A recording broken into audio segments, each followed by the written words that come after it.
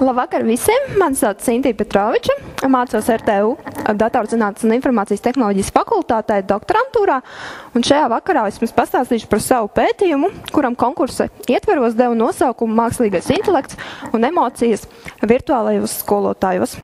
Emocijas ir dabiska parādība, ar kuru mēs saskaramies katru dienu, bet retais no mums ir aizdomājies, cik liela ir emociju ietekme un arī emocionālās inteliģences ietekme uz mūsu ikdienas darbībām, uz mūsu intelektu un prāta spēju attīstību kopumā. Tāpēc šī vakara lielais stāsts būs par ikdieniešu situāciju, par mācību procesu, kurā mēs saskaramies ar emocijām. Būtībā nav jau svarīgi, vai mēs mācāmies auditorijā vai ar datoru palīdzību. Emocijas var būt gan vienā, gan otrā variantā. Līdz ar to mans pētījums ir vērsts uz datorizēto skolotāju apveltīšanu ar emocionālo inteliģenci. Emocijas ir cieši saistīts ar mūsu mācīšanās spējām, ar motivāciju, ar radošumu, ar ilgtermiņa atmiņu. Tām tas ir, kad notikumi, kuri ir emocionāli piesātināti, neatkarīgi no tā, vai tie ir pozitīvi vai negatīvi, labāk paliek mūsu atmiņās. Un, diemžēl, ja cilvēkam iztrūkst spējas izjust emocijas, tad arī viņa intelektuālās funkcijas tiek bloķētas. Jāsaka, ka pozitīvas emocijas spēlē būtisku lomu mūsu radošumā, tā teikt, radoši pieeja dažādu problēmu risināšanai.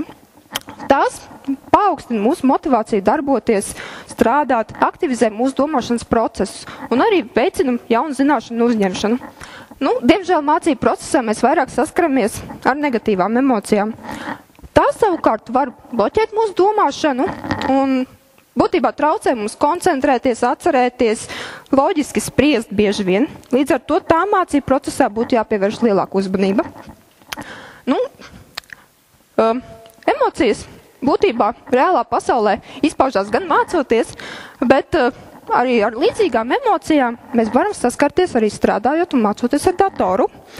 Tāpēc emocijas kā būtisks faktors būtu jāņem vērā gan cilvēkiem, skolotājiem, gan arī intelektuālām mācību sistēmām, par kurām tad būs šī vakara lielais stāsts. Un kas tad tās tādas ir? Tas ir datorsistēmas, kuras ir radušās sanākot kopā pārstāvjiem no datorzinātnes, psiholoģijas un pedagoģijas. Līdz ar to izstrādi būtībā nav iedomājama bez kopīgas šo visu jomu pārstāvju kopīgas sadarbības. Kā tad ir ar cilvēku skolotāju? Kas tad viņš ir? Būtībā viņš ir personība ar savu harizmu.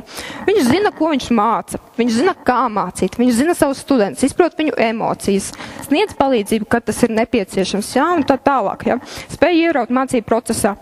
Bet kā tad ir ar mācību sistēmām? Tās ir radītas ar mērķi būtībā imitēt cilvēku skolotāju spējas. Līdz ar to tās tiek veidotas no dažādām komponentēm, kuras būtībā atbild par visu cilvēkam skolotājiem piemītošo zināšanu izmantošanu.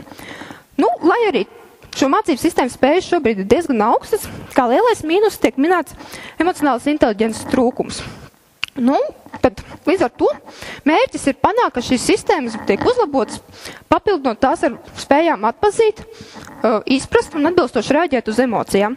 Bet kā tad panākt, ka datoriem piemīt emocionālā inteliģence? Šeit parādās mākslīgais intelekts. Konkrētāk jau tāda joma kā emocionālā skaitļošana, kura šobrīd darbojas galvenokārt 4 virzienos. Pirmais tie ir sensoru izstrāde, lai mēs varētu uztvert emocionālos datus. Otrs virziens ir datu interpretēšana, jeb emociju atpazīšana. Pēc tam seko lēmumu pieņemšana, jeb ko tad darīt tālāk. Un 4. virziens ir sistēmas emociju izrādīšana. Šobrīd lielākoties galvenokārt zinātnieki mācību sistēmu izstrādātāji strādā pie emociju atpazīšanas. Tas, protams, ir loģiski. Kaut kā jau tām sistēmām ir jātiek pie šīm emocijām. Bet ko tad darīt tālāk? Tad šeit sākās jau mans pētījuma virziens. Šobrīd galvenokārt tā pielāgošanās notiek caur pedagoģiskajiem aģentiem, jeb tā saucamajiem virtuālajiem skolotājiem. Jo tie spēj izjust emocijas, spēj just līdzi studentam, bet lielā problēma jau ir tajā, ka mēs katrs esam tik dažāds. Katrs ar savu personību. Līdz ar to katram ir nepieciešama cita mācīšanas pieeja, kā arī liela nozīme ir skolotāja personībai. Tad mans mērķis ir, tā teikt, saskaņot skolotāja personību un viņa mācīšanas pieeju ar attiecīgā studenta īpašībām. Jo jāņem vērā, ka vienam nepatīk pašam mācīties, citam patīk pašam visu izpētīt, izprast, citam vajag kompāniju, lai mācītos. Un otrs aspekts, kas ir jāņem vērā, ir mūsu zināšanu līmeņa saskaņošana ar tā dēvēto konkrētās problēmas grūtības pakāpes līmeni. Un tas ir nepieciešams, lai ierautu studentu tā dēvētajā plūsmas stāvoklī. Tas ir tā, ka mēs nejūtam, kā paiet laiks. Un galvenais ir nepieļaut šo negatīvo emociju rašanos. Līdz ar to, runājot par pielāgošanos emocijām, ir svarīga studenta personība, kura, un arī viņa zināšana līmenis, kas tad ir jāsaskaņo kopā ar skolotāju personību, viņa mācīšanas pieeju, lai gūtu labākus mācīšanās rezultātus.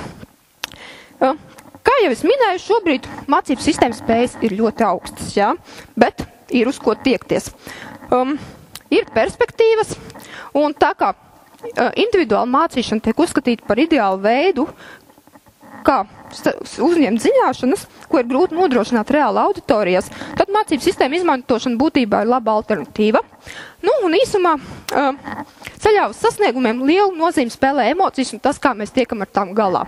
Līdz ar to cilvēku un datoru miedarbībā ir svarīgi iekļaut šīs emocijas, lai tātad gūtu kaut kādu pievienoto vērtību. Un man šī vakar novēlējums jums, daloties zināšanās, neizmantojiet tikai prātu, izmantojiet arī savu sirdi. Nu, lūk, paldies par uzmanību.